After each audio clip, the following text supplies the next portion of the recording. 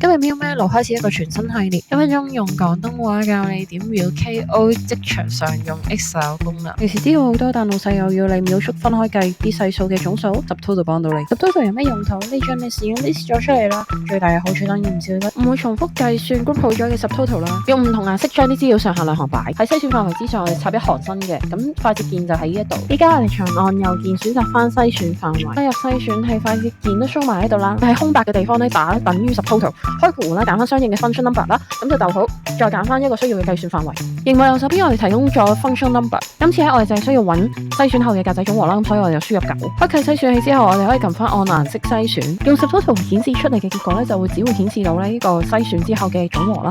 例如啦，好似你望呢度嘅醫學會計到5+4+3，結果係12嚟。